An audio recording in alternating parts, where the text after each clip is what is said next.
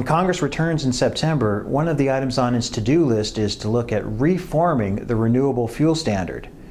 The RFS was first passed by Congress in 2005 and 2007, and it requires biofuels such as ethanol to be blended into the gasoline that's sold at gas stations across the country.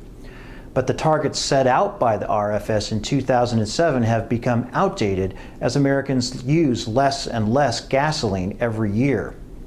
And even though there seems to be the political will to make changes to the RFS, interest groups on either side, such as big oil or the ethanol lobby, are still at opposite ends when it comes to making changes to the RFS, and that's led to some fireworks. We could have had this hearing in January, and I would have gotten the same freaking answers out of y'all. When a member of Congress criticizes someone for not being willing to compromise, it's got to be bad. Jack, I don't. We'll work with you. It's not every day that a Republican lawmaker publicly squelches the head of big oil.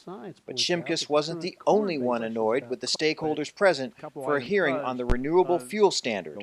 I'm frustrated as anybody else with the RFS, and I voted for it in '07, and a number of us from my part of the country did. The RFS requires oil refiners to blend 36 billion gallons of renewable fuel by the year 2022. Gasoline is then offered to consumers with 10% ethanol, produced mainly from corn. When the most current version of the RFS was passed by Congress in 2007, the expectation was that the amount of corn-based ethanol would be reduced and replaced with the so-called next generation of biofuels coming from algae, sugarcane, and other sources. Then came the Great Recession. In 2008 and 2009 were tough years for raising capital in all industries. Meanwhile, relying on corn to meet the RFS has had other consequences. A large increase in corn prices, a large increase in soybean prices. Backers of the RFS view it differently. What is driving food prices? It's the skyrocketing price of oil, of course.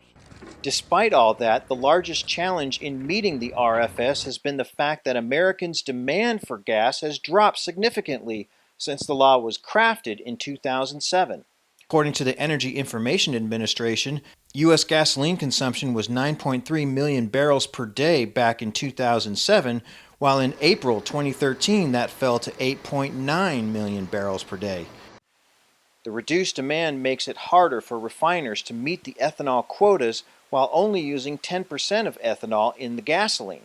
The result is that the refiners are up against what's known as the blend wall. As our gasoline consumption goes down and the renewable fuel mandates increase, we could reach the blend wall, where adding more ethanol to the fuel supply could damage some engines. In 2010, EPA approved a waiver for gas stations and refiners to sell gasoline with 15% ethanol, known as, oddly enough, E15, for vehicle models 2001 and later.